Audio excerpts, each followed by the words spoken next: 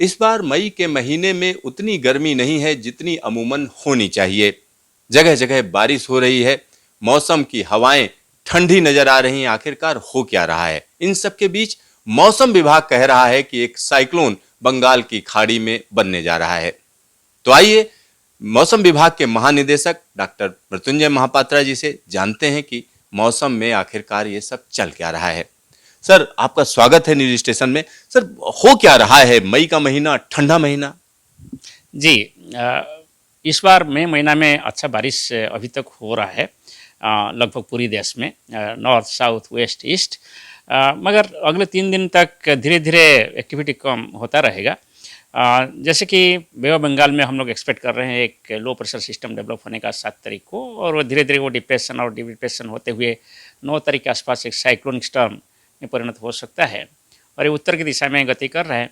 सो ये डेवलपमेंट के साथ जो एटमॉस्फेरिक वायुमंडल की प्रक्रिया है उसमें परिवर्तन होने का है, और इसलिए आफ्टर 3 डेज देश में टेम्परेचर राइज होगा। स्पेशली ईस्टर्न इंडिया की बात करें, सो 3 to 5 डेज के अंदर टेम्परेचर राइज होते हुए 2 से 3 डिग्री सेल्सियस वो नॉर्मल होगा।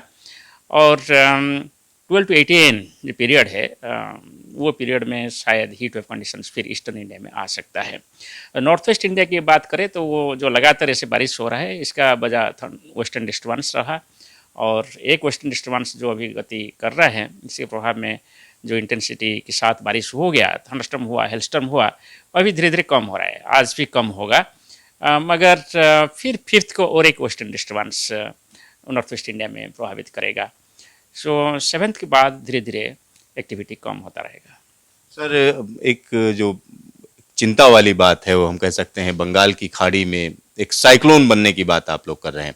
तो कितना बड़ा साइक्लोन बन सकता है और किन किन इलाकों को प्रभावित कर सकता है? क्या भारत को खतरा है? देखिए, मई महीना जो होता है प्री मानसून सीजन में वो सबसे फेवरेबल मंथ होता है साइक्लोन एक्टिविटी के लिए।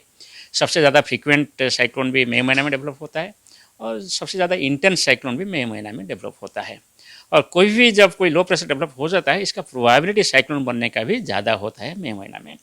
लगभग 75% प्रोबेबिलिटी होता है कि लो प्रेशर बन रहा है तो ये साइक्लोन बन जाएगा। सो ये तो क्लाइमेटोलॉजिकल प्रोबेबिलिटी है। मगर अभी हम लोग लगभग 10 न्यूमेरिकल वेदर प्रेडिक्शन मॉडल्स को फॉलो अप करते हुए हर दिन एनालिसिस करते हैं, और आज का जो एनालिसिस है इसके हिसाब से ये 7 तारीख को लो प्रेशर होते हुए 9 तारीख तक एक साइक्लोनिक स्टॉर्म में परिणत हो सकता है, और इसके बाद भी इसका इंटेंसिफिकेशन हो सकता है जब ये साउथ ईस्ट बे बंगाल से उत्तर दिशा में गति करके सेंट्रल बे की तरफ जाएगा। क्योंकि ये जो साउथ बे हो कि सेंट्रल बे बंगाल हो अभी बहुत हॉट है, टेम्परेचर 30 to 31 डिग्री सेल्सियस है, इसमें ओशन हीट कंटेंट भी ज़्यादा है, और इसके साथ साथ एटमॉस्फेरिक कंडीशंस फेवरेबल है इंटेंसिफिकेशन कराने के लिए। और सभी मॉडल्स के जो गाइडेंस है इसके हिसाब से भी ये सिस्टम इंटेंसिफिकेशन हो सकता है। सर, ये मानसून से पहले मैं आपको बोलते रखूं कि अभी तक जो पूर्वानुमान है इस पूर्वानुमान के हिसाब से जो ईस्ट कोस्ट का कोई स्टेट के पास नेक्स्ट 5 डेज के अंदर नहीं आ रहा है, इसका कोई ऐसे इम्पैक्ट ईस्ट कोस्ट स्टेट्स के ऊपर नहीं है।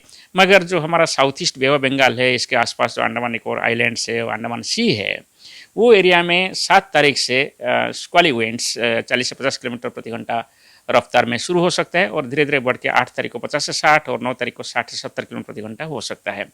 और सी कंडीशन जो है वो रफ टू वेरी रफ रहेगा, और धीरे धीरे और ज़्यादा अशांत होगा, और स्क्वाली वेदर रहेगा, यानी सिर्फ विंड नहीं, इसके साथ साथ वाइड स्प्रेड रेनफॉल भी वो एरिया में होगा। इसलिए ये जो स्क्वाली वेदर कंडीशन होता है जो हमारे मछुआरे भाई हैं और स्मॉल बोट से, स्मॉल शिप से, ट्रॉलर से, ये सभी के लिए खतरनाक होता है।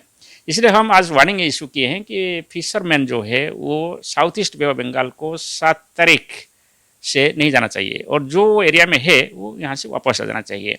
जो हमारा सभी ऑनशोर ऑफशोर ऑपरेशन होता है, जैसे ऑयल एक्सप्लोरेशन होता है कि डिफेंस एक्टिविटी है कि कमर्शियल शिपिंग एक्टिविटी है, वो सभी के लिए भी ये जो हम बहुत लीड पीरियड के साथ पूर्वानुमान आज जारी किए हैं, ये सभी को प्लानिंग के लिए क्योंकि आजकल मछुआरे 10 दिन 15 दिन पहले भी समुद्र के अंदर चले जाते हैं।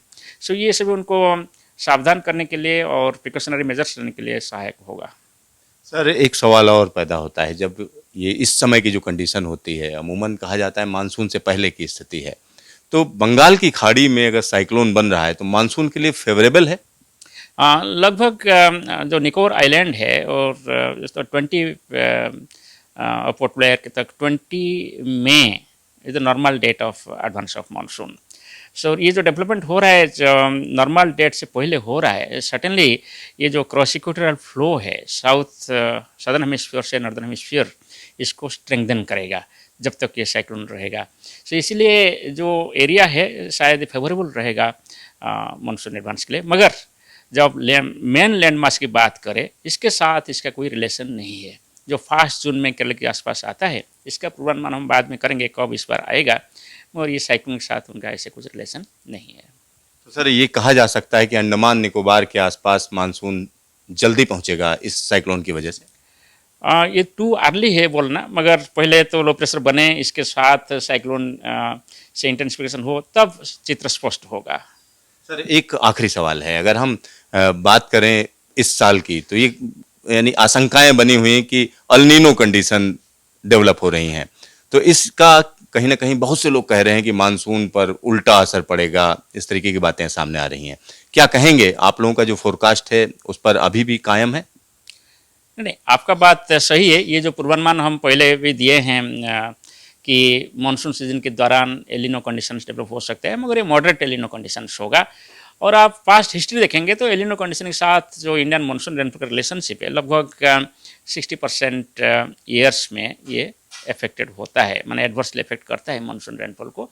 मगर ऐसे 40% ईयर भी होता है जहाँ नॉर्मल टू एबो नॉर्मल रेनफॉल भी रिकॉर्ड किया गया एलिनो ईयर्स होते हुए।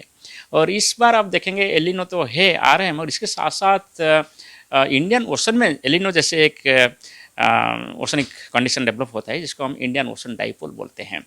यानी West Indian equatorial Indian ocean में कभी हायर टेम्परेचर और ईस्ट इक्वेटोरियल इंडियन ओशन में कभी लोअर टेम्परेचर होता है, तो इसको positive Indian ocean dipole, opposite होता है तो नेगेटिव इंडियन ओशन डाइपोल बोलते हैं। और ये पॉजिटिव इंडियन ओशन डाइपोल जब डेवलप होता है, ये इंडियन मानसून के लिए अच्छा होता है। और इस बार जो पूर्वानुमान है, मानसून सीजन के दौरान positive Indian ocean dipole develop हो सकता है। तो इसलिए एलिनो तो ठीक है, नेगेटिव इम्पैक्ट एलिनो का होता है, हो सकता है 60% चांस है। इसके साथ साथ जो पॉजिटिव इंडियन ओशन डाइपोल है, इसको ये काउंटर कर सकता है। और इसके साथ साथ जो स्नो कवर है, स्नो कवर जो नॉर्दर्न हेमिस्फीयर का, स्पेशली यूरेशिया माने यूरोप एशिया का जो स्नो कवर आप देखेंगे, इस पर बिलो नॉर्मल रहा है। स्नो कवर बिलो नॉर्मल रहा है तो दैट मीन्स सरफेस टेम्परेचर आपका वार्म रहा। सो ये भी पॉजिटिव इफेक्ट होता है मानसून रेनफॉल ऊपर। मगर मानसून एक लार्ज स्केल प्रोसेस है, बहुत सारे पैरामीटर्स होता है। सो फाइनली क्या होगा, इसको हम मॉनिटर करते हैं और अपडेट देते हैं। सो अपडेट के हिसाब से हम जो प्रेडिक्शन दिए हैं, it will be about 96% of long period average ±5%। Sir आपका ढेर सारा धन्यवाद। Thank you. तो यहाँ पर आप समझिए कि इस समय की जो स्थिति है, वो उस स्थिति में एक बड़ा बदलाव होने जा रहा है। अगले 2-3 दिनों में बारिश में पूरे देश भर में कमी आएगी, लेकिन एक और सिस्टम डेवलप हो रहा है। बंगाल की खाड़ी में एक साइक्लोन बनने की आशंका है, जिस पर लगातार मौसम विभाग नजर रखे हुए है। कैमरामैन हीरा मंडल के साथ सिद्धार्थ, न्यूज स्टेशन, दिल्ली।